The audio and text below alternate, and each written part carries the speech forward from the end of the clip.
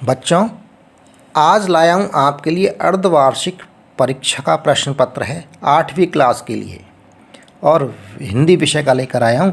तो जल्दी से इंस्ट्रक्शंस पढ़ लीजिए। ये पेपर आने वाला है अर्धवार्षिक परीक्षा में। सभी प्रश्न करने अनिवार्य हैं। प्रश्न संख्या 1 से 20 तक के प्रत्येक प्रश्न 1-1 अंक के हैं। 21 से 26 तक का प्रत्येक प्रश्न 2-2 अंक के हैं और 27वां और 28वां प्रत्येक प्रश्न 5 अंक का, यानी 27 और 28 दो प्रश्न हैं, सीधे 10 नंबर हैं।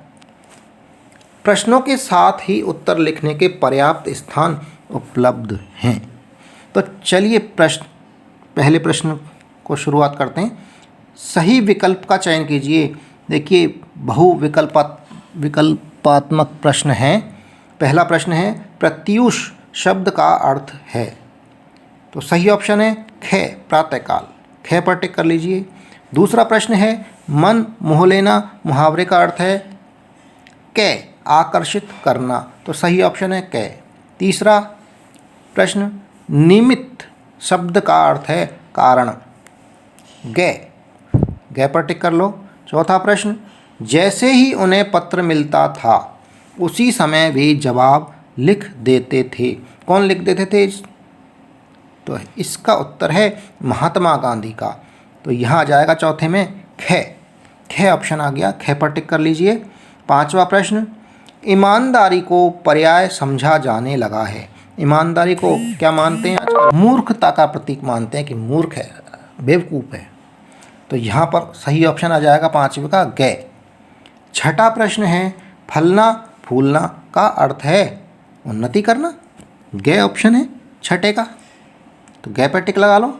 सातवां प्रश्न, यह सबसे कठिन समय नहीं। कविता में संदेश, क्या संदेश है? लक्ष्य की ओर बढ़ने का। तो सातवें का ऑप्शन आ गया ख पर टिक कर लीजिए सातवें में। आठवां प्रश्न, निद्रित शब्द का विलोम है जागृत। निद्रित यानी सोना, जागृत यानी जगना। तो आठवें का ऑप्शन आ गया ख। नौवां प्रश्न, निम्नलिखित में से संज्ञा शब्द है। तो यहाँ पर संज्ञा शब्द क्या है? हिमालय। तो सही ऑप्शन है ग, नौवें का। 10वां प्रश्न, व्यापारिक शब्द में प्रत्यय है इक आ रहा है व्यापारिक। तो 10वें का क ऑप्शन, क पर टिक लगा लो। अगला प्रश्न, अब 11 से 15 तक के जो प्रश्न हैं उनमें रिक्त स्थान दिए गए हैं। उनमें शब्द भरने, उचित शब्द और शब्द भी हमें दिए गए। इनमें से छांट के शब्द भरने। देखिए, सारणी में दिए गए शब्दों में से उचित शब्द का चयन करते हुए रिक्त स्थानों की पूर्ति करनी है। ये शब्द दिए गए दयनीय, बसंत, मरद, संतोष, बुरी। तो 11वां प्रश्न पढ़ लेते हैं। वहाँ तो औरतें अपने रिक्त स्थान का हाथ पकड़कर सड़कों पर घूमती भी हैं। तो वहाँ तो औरतें अपने रिक्त स्थान में आ जाएगा मर्द का हाथ पकड़कर सड़कों पर घूमती भी हैं।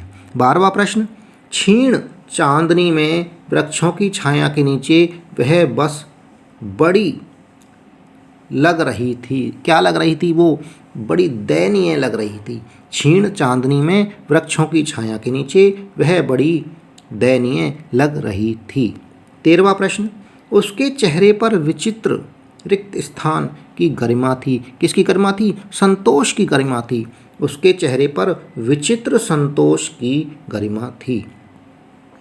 प्रश्न संख्या 14, बुराई में रस लेना कौन सी बात है? अच्छी बात थोड़ी है बुराई में मजे लेना। बुराई में रस लेना बुरी बात है, तो यहाँ आ जाएगा बुरी। 15वां प्रश्न, रिक्त स्थान ऋतु सबके लिए स्वास्थ्यवर्धक ऋतु होती है। कौन सी ऋतु सबसे अच्छी होती है? वसंत ऋतु, जो स्वास्थ्यवर्धक होती है। तो यहाँ आ जाएगा रिक्त स्थान में 15 में वसंत। अब आ गए कथन हैं। कथनों के रूप में प्रश्न दिए गए हैं 16 से 20 तक। ये कथन वाक्य पढ़ के हमें चेक करना है कि ये सही कथन है या गलत है। और सही है तो सत्य लिखना है उसके आगे, और गलत है तो असत्य लिखना है। 16वां प्रश्न है कथन के रूप में 16 से 20। तो सबसे पहले ले लेते हैं 16वां। ऋतु परिवर्तन का मनुष्य के जीवन पर गहरा प्रभाव पड़ता है। बिल्कुल सही बात है। ऋतु परिवर्तन से मनुष्य के जीवन पर बहुत प्रभाव गहरा पड़ता है। जुकाम हो जाएगी, कोई ठीक हो जाएगा। तो सत्य है ये कथन। 17वां प्रश्न, बदलू मनिहार था, चूड़ियाँ बनाना उसका पैतृक पेशा था। बिल्कुल सही है, बदलू मनिहार था, चूड़ियाँ बनाता था वो शुरू से ही, तो पैतृक पेशा था उसका, ये सत्य कथन है। 18वां प्रश्न, पत्र लेखन प्रतियोगिता आयोजित करने का सिलसिला महात्मा गांधी ने शुरू किया। गलत, पत्र लिखने का सिलसिला तो बहुत पहले से था, महात्मा गांधी से पहले का था, तो ये कथन असत्य है। 19वां प्रश्न, लेखक को बस बहुत ही अच्छी लगी, ये भी गलत है, तो असत्य लिख दिया। 20वां प्रश्न, दुनिया का तमाम साहित्य पत्रों पर केंद्रित है। बिल्कुल सही है, सत्य कथन है ये। अब आ गया है हमारे पद्यांश को पढ़ करके, ये पद्यांश का गद्यांश है, इसको पढ़ना है और इसके अंदर उत्तर छिपे हुए 3 प्रश्न हैं जिनके उत्तर इसी में से ही देने, मुफ्त के नंबर मिलने वाले हैं। अगर गद्यांश को ढंग से पढ़ लो तो इसमें से आप बिल्कुल सही उत्तर दे सकते हैं तीनों प्रश्नों के। तो गद्यांश पढ़ देता हूँ जल्दी से। पत्रों की दुनिया भी अजीबोगरीब है और उसकी उपयोगिता हमेशा से बनी रही है। पत्र जो काम कर सकते हैं, संचार का आधुनिकतम साधन नहीं कर सकता है। पत्र जैसा संतोष फ़ोन या SMS का संदेश कहाँ दे सकता है। पत्र एक नया सिलसिला शुरू करते हैं और राजनीति, साहित्य तथा कला के क्षेत्र में तमाम विवाद और नई घटनाओं की जड़ भी पत्र ही होते हैं। दुनिया का तमाम साहित्य पत्रों पर केंद्रित है और मानव सभ्यता के विकास में इन पत्रों ने अनूठी भूमिका निभाई है। तो चलिए गद्यांश पढ़ लिया है, अब प्रश्नों के जवाब देते हैं इसको पढ़ करके। 21वां प्रश्न है जिसका उत्तर देना गद्यांश में से। गद्यांश का उचित शीर्षक लिखिए। तो देखिए मैंने इसके कई शीर्षक लिख दिए हैं, आपको जो भी अच्छा लगे वो शीर्षक इसका लिख लेना। और भी कोई शीर्षक दिमाग में आ रहा हो तो वो आप लिख सकते हैं, आइडिया ले सकते हैं। तो गद्यांश के उचित शीर्षक देखिए निम्न तरह से हो सकते हैं। पत्रों की उपयोगिता, इसका शीर्षक हो सकता है। पत्रों की दुनिया, क्योंकि इस जो गद्यांश में है पत्रों के बारे में ही लिखा गया है। और तीसरा शीर्षक इसका हो सकता है पत्रों की भूमिका। अगला प्रश्न है 22वां, समाज में पत्र कौन सा सिलसिला शुरू करते हैं। समाज के अंदर पत्र एक नया सिलसिला शुरू करते हैं। 23वां प्रश्न, किसके विकास में पत्रों की भूमिका मानी जाती है। तो इसका उत्तर है गद्यांश के अनुसार मानव सभ्यता के विकास के लिए पत्रों की भूमिका मानी जाती है। अब प्रश्न आ गए हैं, 24वां प्रश्न आ गया है, दिए गए प्रश्नों के उत्तर देने। ध्वनि, 24वां प्रश्न है, ध्वनि कविता में कवि पुष्पों की तंद्रा और आलस्य हटाने के लिए क्या करना चाहता है। तो देखिए कवि क्या करना चाहता है, पुष्पों को जगाने के लिए, उनकी तंद्रा भंग करने के लिए, आलस्य भगाने के लिए उन्हें अपने मृदुल सपने बताता है। जो कोमल कोमल सपने हैं उन्हें बताना चाहता है और उन सोई हुई कलियों का अपने हाथों से सहलाना चाहता है। जो कलियां सोई हुई हैं उनको अपने हाथ लगा कर के कोमलता से उनको सहलाना चाहता है और उनको जगाने के लिए, देखिए उनको जगाने के लिए सूर्य को ही प्रकट करना चाहता है। इतना अधीर हो रहा है लेखक कि उनको वो जाग जाएं किसी भी तरह से, इसके लिए वो सूर्य को भी जगाने को तैयार है। सूर्य को ही प्रकट करना चाहता, सूर्य को प्रकट करने के लिए तैयार है। किसी भी प्रकार से कवि उनके आलस्य को भगाना चाहता है। अगला प्रश्न है 25वां, दीवानों की हस्ती कविता में ऐसी कौन सी बात है जो आपको सबसे अच्छी लगी। दीवानों की हस्ती कविता में सबसे अच्छा कवि का दृष्टिकोण लगा है। जिसमें वो कहता है कि हमें सुख और दुख दोनों परिस्थितियों का सामना समान भाव से करना चाहिए। यानी कि दुख में घबराना नहीं चाहिए, हिम्मत से काम लेना चाहिए, और सुख में ज़्यादा अभिमान नहीं करना चाहिए। ऐसा दृष्टिकोण रखने वाला व्यक्ति ही सुखी रह सकता है। अगला प्रश्न है 26वां। आजकल जीवन के महान मूल्यों के प्रति लोगों की आस्था क्यों हिलने लगी है?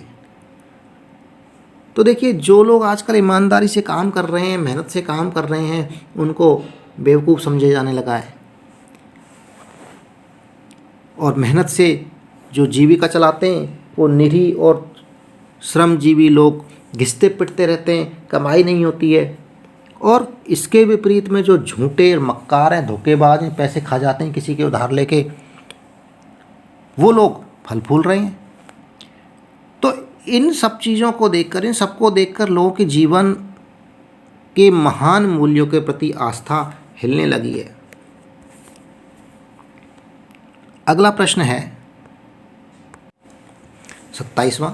लाख की चूड़ियाँ कहानी में मशीनी युग के बारे में क्या कहा गया है? लाख की चूड़ियाँ कहानी में देखिए, मशीनी युग के बारे में ये कहा गया है कि मशीनी युग आने से हस्तशिल्प उद्योग पर बहुत बुरा असर हुआ।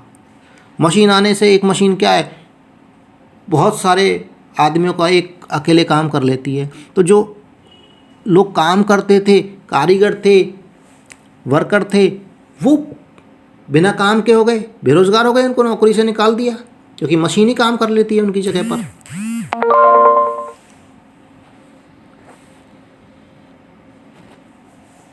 जब मशीन काम कर लेती है तो उनको फालतू क्यों रखेंगे, क्यों खर्चा करेंगे? तो इस तरह से जो मशीनी युग आया उससे बेरोजगार हो गए लोग, और लघु उद्योग थे जो हाथों से काम करते थे वो समाप्त हो गए। और इस कारण से कारीगरों के हाथों से काम धंधा छिन गया और बेरोजगारी बढ़ गई। तो लेखक ने मशीनी युग के बारे में यही कहा है। अगला प्रश्न है 28वां। अब 28वें प्रश्न में क्या है? आप अपनी किसी यात्रा के खट्टे मीठे अनुभवों को याद करते हुए एक लेख लिखिए। तो मैंने देखिए एक लेख लिख दिया है, आप भी इस तरह से कहीं गए हो तो वो लिख सकते हो। ये मैं पढ़ के बताता हूँ। मैं तथा मेरा परिवार छुट्टियाँ मनाने वृंदावन गए थे। वहाँ पूरा दिन मंदिरों में भगवान श्री कृष्ण के दर्शन करने में गुजर गया। उसके पश्चात हमने एक ठेले से पपीता खरीदा। पपीता मेरी पत्नी के हाथ में था कि एक बंदर आया और पपीते को छीनकर भाग गया।